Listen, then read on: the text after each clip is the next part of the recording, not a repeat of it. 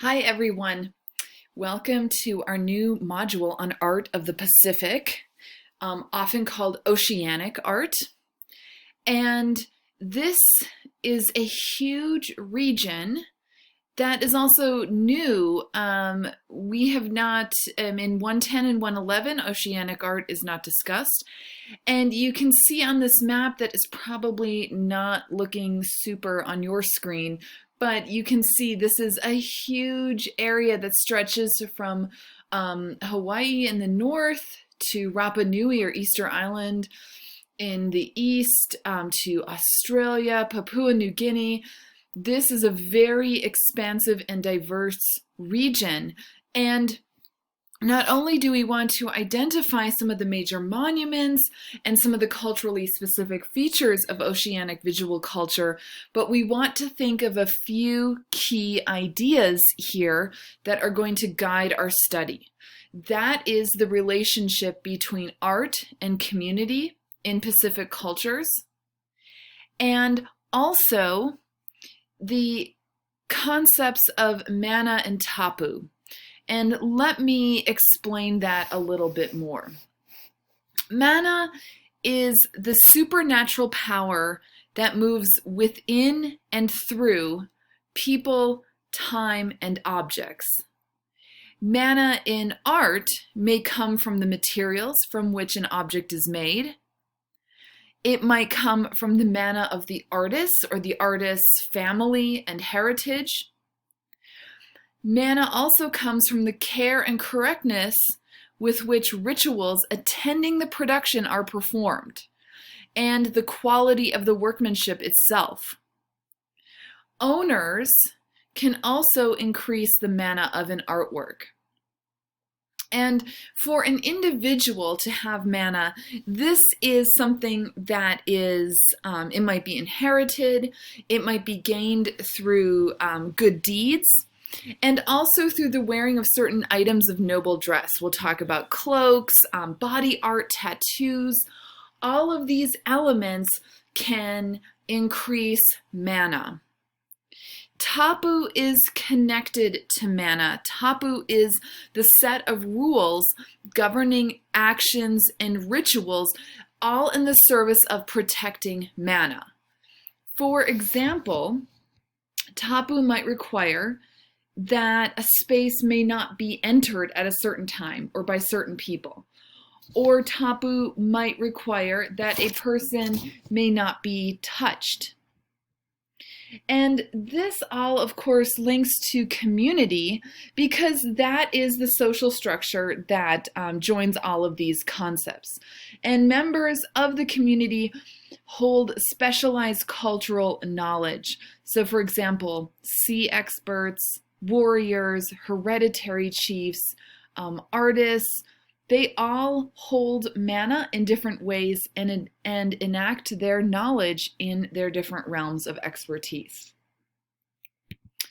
We're going to start with Australia, and I'm sure that I can't even read a lot of the details on this map here, but what I'm showing you with this map is that while Aboriginals are less than 2% of the current population of Australia, they have been in Australia since 40,000 BCE, and they lived in harmony with the natural world for thousands of years with little modifications.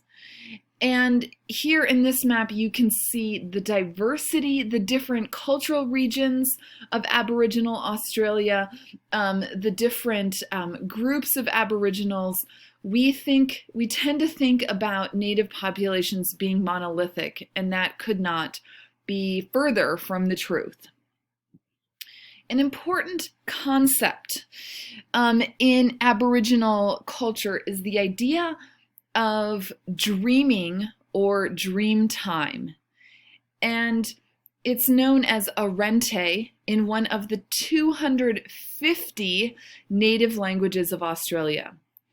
Dreaming or dream time refers to the time before humans existed, not to images you have in your head while sleeping.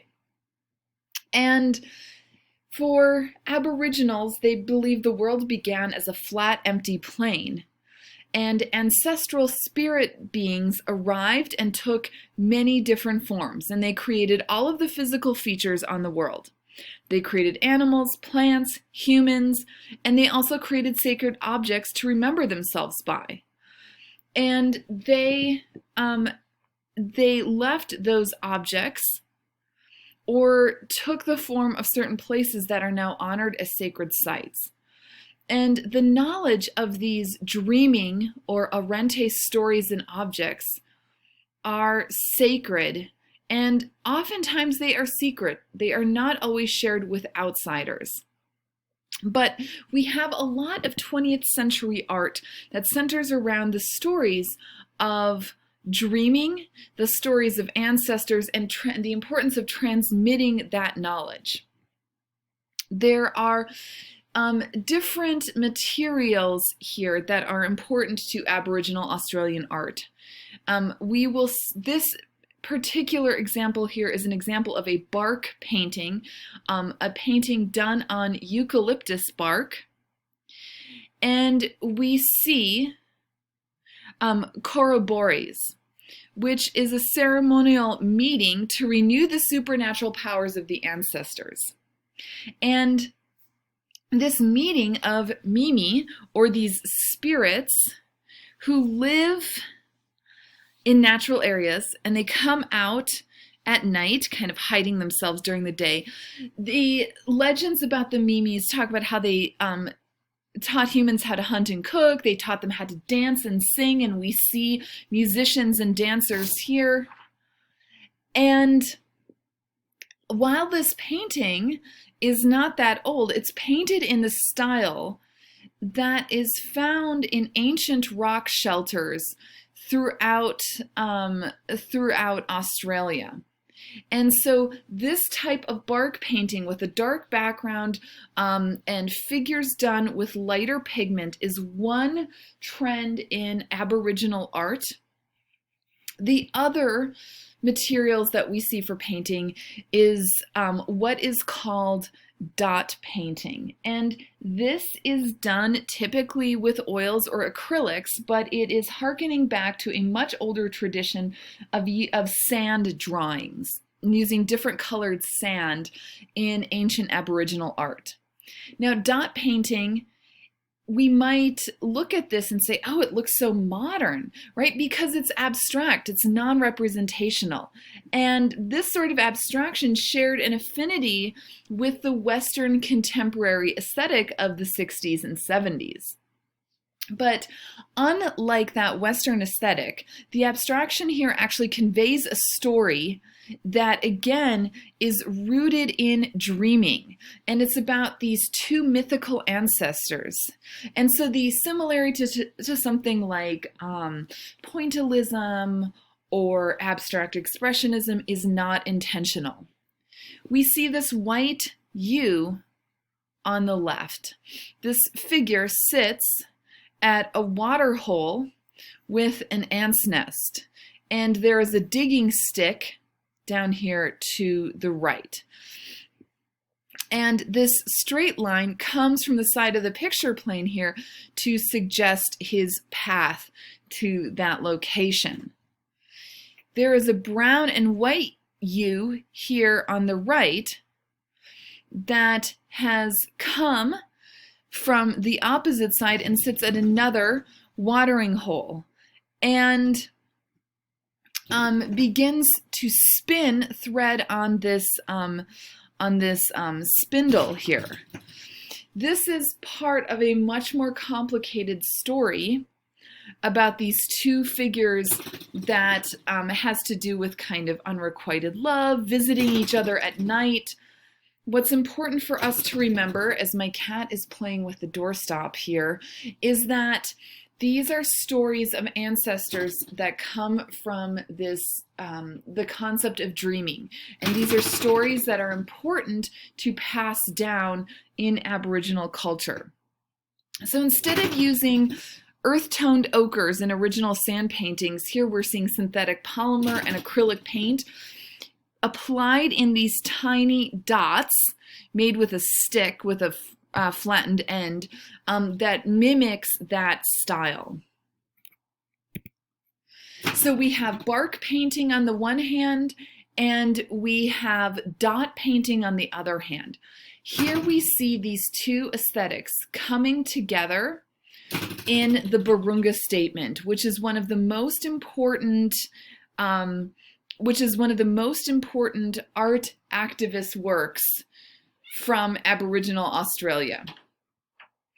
This, I'm showing you the Burunga Statement here on the left, and you can see elements of the dot painting on the right, the more geometric, larger shapes of the eucalyptus bark painting on the left, with text in the center. The photographs on the right show Indigenous Australians presenting the Burunga Statement to the Australian Prime Minister. And I want you to pause the lecture here and read through the Burunga Statement. So pause it and read it. And you can see that this is a statement that is a call for rights. A lot of these pleas and demands will be familiar to us from the Black civil rights movement in the United States, the movement for rights of Indigenous Americans as well, land rights, the rights to sacred sites, the rights to controlling ancestral lands, to schooling children in these in their own language, using their own traditions, having access to medical care, food, clothing, housing, to lead a dignified life. And so we see that text coming together with the zigzags, the cross-hatching of the bark painting on the left, and the fluid curving lines of the dot painting on the right, as a way to really, kind of show us the diversity of Aboriginal culture, and also look at the proportion of text to visual picture plane here. The art is really being employed as an element of this social justice act, coexisting really on equal ground with the text. What happens after the Burunga Statement in 1992? Australia finally rejects Captain James Cook's 1788 claim that Australia was a land that belonged to no one. Of course, when Cook arrived in 1788, there were over 300,000 Indigenous Australians there, and Aboriginals begin to be granted land rights at that time.